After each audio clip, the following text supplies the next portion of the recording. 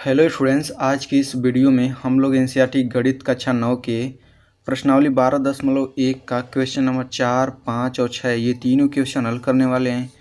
तो ये तीनों क्वेश्चन बहुत ही सिंपल क्वेश्चन है। तो सबसे पहले क्वेश्चन नंबर 4 पे आते हैं। तो क्वेश्चन नंबर 4 में कहा जा रहा है कि उस त्रिभुज का क्षेत्रफल ज्ञात कीजिए जिसकी दो भुजाएं 18 सेंटीमीटर और 10 सेंटीमीटर हैं तथा उसका परिमाप 42 सेंटीमीटर है। ठीक ना।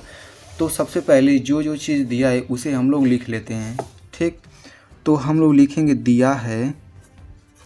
तो क्या क्या चीज़ दिया है? दो भुजाओं की लंबाइयाँ दिया गया है। तो पहली भुजा को ए मान लेते हैं। ए बराबर दिया गया है 18 सेंटीमीटर। बी बराबर दिया गया है 10 सेंटीमीटर। और क्या दिया गया है? और दिया गया है परिमाप। त्रिभुज का परिमाप बराबर दिया गया है 42 सेंटीमीटर। ठीक ना, त्रिभुज का परिमाप दिया गया है 42 सेंटीमीटर। ठीक, तो हमें पता है, लिखेंगे चूँकि त्रिभुज का परिमाप क्या होता है? त्रिभुज का परिमाप मतलब उसके तीनों भुजाओं का योग ही उसका परिमाप होता है। तो ए प्लस बी प्लस सी ये इतना होता है। तो हम लोग लिखेंगे ए प्लस बी प्लस सी ये त्रिभुज का परिमाप होता है और ये दिया गया है परिमाप 42 सेंटीमीटर। तो हम लोग लिख लेते हैं 42। ठीक ना, ए का मान 18 है, बी का मान है 10 प्लस सी बराबर हो जाएगा 42। ठीक ना, अब यहाँ से सी का मान निकाल लेते हैं। सी बराबर हो जाएगा 42। इन दोनों को जोड़ दीजिए तो 18 में 10 जोड़ेंगे तो 28, इधर -28 हो जाएगा। ठीक ना, तो यहाँ से सी बराबर निकल के आ गया 14 सेंटीमीटर। तो अब ए और बी और सी का मान पता चल गया। तो अब हम लोग त्रिभुज का क्षेत्रफल निकाल सकते हैं। तो यहाँ से सबसे पहले अर्ध परिमाप निकालेंगे। चूँकि यस बराबर ए प्लस बी प्लस सी बटा 2 और ऊपर ए प्लस बी प्लस सी का मान दिया गया है 42। तो ये हो जाएगा 42 बटा 2 बराबर 2 दूनी 4 2 एकम 2 21 सेंटीमीटर। तो अब हम लोग लिखेंगे त्रिभुज का क्षेत्रफल। हीरोन का सूत्र लगाएंगे तो ये हो जाएगा S minus A S minus B S minus C. ठीक, तो अब बारी बारी से मान रखना है। तो एस का मान यहाँ पे 21 आ गया गुणा एस माइनस ए यानी कि 21 माइनस 18। ए का मान 18 है, 21 माइनस 18 तो 21 में से 18 घटाएंगे तो 3 आएगा। फिर S minus B 21 minus 10, B का मान यहाँ पे 10 है तो 21 माइनस 10 कितना आ जाएगा 11 गुणा एस माइनस सी 21 माइनस 14 तो ये आ जाएगा 7। तो अब इसके बाद से देखिए इसको अलग अलग हम लोग तोड़ लेते हैं। तो 21 को हम लोग लिख सकते हैं 7 गुणा 3 7 3 21 फिर गुणा 3 गुणा 11 गुणा 7 बराबर। अब देखिए 7 यहाँ पे 2 बार आया है तो 1 बाहर आ जाएगा। फिर गुणा 3 2 बार आ रहे तो 3 1 बाहर हो जाएगा। फिर 11 अकेले तो ये रूट के अंदर ही रह जाएगा। तो ये हो जाएगा 7 त्रिक 21 √11 सेंटीमीटर स्क्वायर। ये हो गया त्रिभुज का क्षेत्रफल। ठीक ना, तो इतना ये आंसर आ गया क्वेश्चन नंबर 4 का। चलिए अब हम लोग क्वेश्चन नंबर 5 हल करते हैं। तो इस क्वेश्चन नंबर 5 में कहा जा रहा है, ये भी सिंपल क्वेश्चन है। इसमें कहा जा रहा है कि एक त्रिभुज की भुजाओं का अनुपात 12 संबंधित 17 संबंधित 25 है। उसका परिमाप 540 सेंटीमीटर है। इस त्रिभुज का क्षेत्रफल ज्ञात कीजिए। ठीक ना, तो सबसे पहले यहाँ पे देखिए ये त्रिभुज की भुजाओं का अनुपात है। तो हम लोग तीनों भुजाओं को मानेंगे 12x, पहली भुजा हो जाएगी, दूसरी भुजा 17x, तीसरी भुजा 25x हो जाएगी।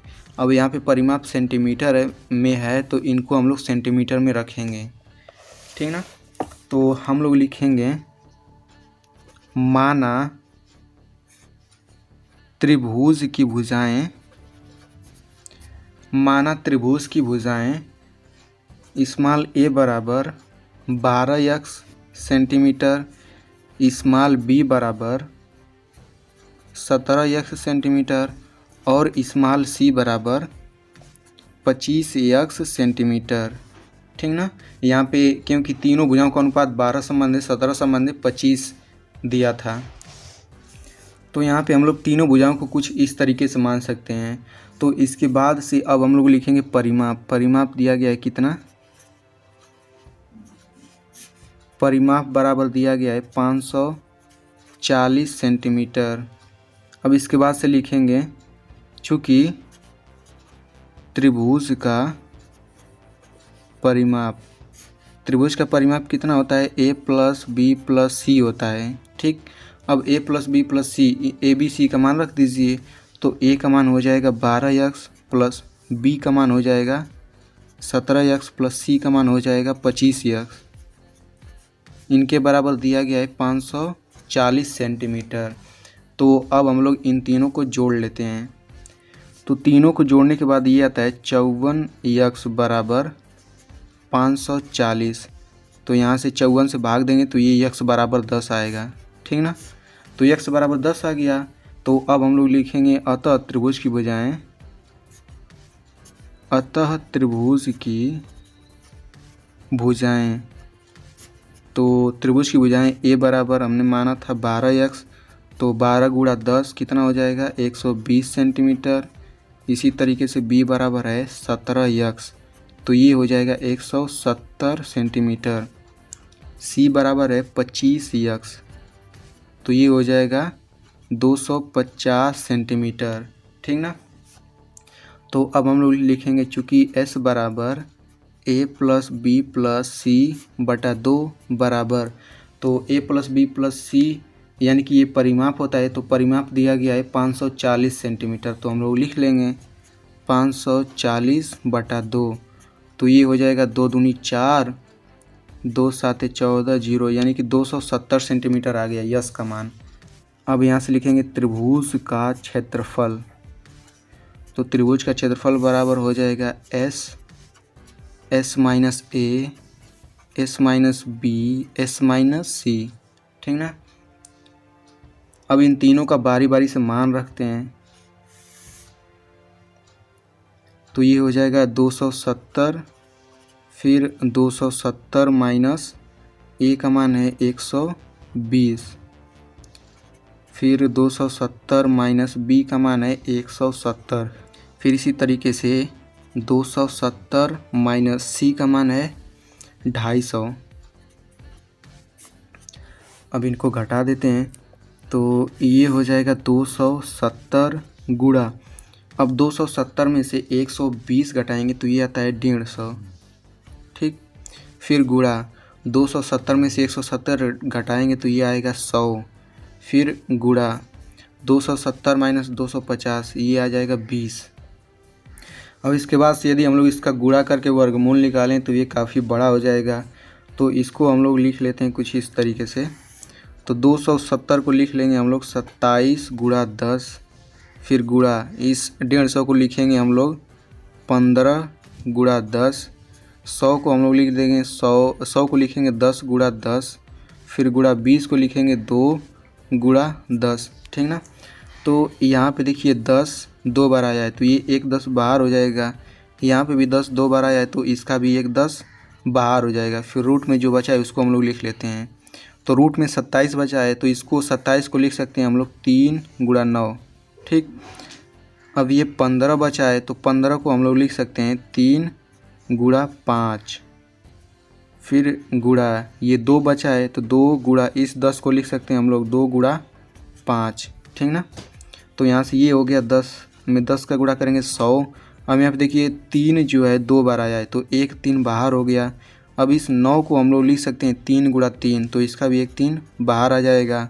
यहाँ पे 5 2 बार आए तो इसका एक 5 बाहर हो जाएगा। फिर गुणा 2 भी 2 बार है तो एक 2 बाहर हो जाएगा। तो ये हो जाएगा 100 गुणा, ये हो जाएगा 3 तरीका 9, 9 पचे 45, 45 दूना 90, तो 100 गुणा 90 तो ये आ गया 9000 सेंटीमीटर स्क्वायर। तो इस तरीके से क्वेश्चन नंबर 5 भी हल हो गया। चलिए बढ़ते हैं छठे क्वेश्चन की तरफ। तो छठे क्वेश्चन में कहा जा रहा है कि एक समद्विबाहु त्रिभुज का परिमाप 30 सेंटीमीटर है और उसकी बराबर भुजाएं 12 सेंटीमीटर लंबाई की हैं। इस त्रिभुज का क्षेत्रफल ज्ञात कीजिए। ठीक ना, तो समद्विबाहु त्रिभुज मतलब इसमें दो भुजाएं बराबर होती हैं और दोनों बराबर भुजाओं की लंबाइयाँ कितनी है 12 सेंटीमीटर। तो सबसे पहले लिख लेते हैं क्या क्या चीज़ हमें दिया गया है। तो हम लोग लिखेंगे दिया है, तो इसमें दो भुजाएं दिया गया है 12 सेंटीमीटर, तो ए बराबर 12 सेंटीमीटर मान लेते हैं और बी बराबर 12 सेंटीमीटर मान लेते हैं और इसके साथ साथ परिमाप भी दिया गया है। तो इसमें त्रिभुज का परिमाप दिया गया है 30 सेंटीमीटर, 30 सेंटीमीटर, ठीक ना। तो अब इसके बाद से लिखेंगे चूँकि त्रिभुज का परिमाप, त्रिभुज का परिमाप का फार्मूला होता है a प्लस बी प्लस सी, ठीक ना। तो यहाँ से ये हो जाएगा a का मान क्या है, a का मान है 12 प्लस b का मान भी 12 है प्लस c बराबर, तीनों का योगफल यहाँ पे दिया गया है 30। तो यहाँ से c बराबर हो जाएगा 30 माइनस 12, 12 में 12 जोड़ेंगे 24, तो इधर 24 कट जाएगा, यानी कि c बराबर आ गया 6 सेंटीमीटर, ठीक ना।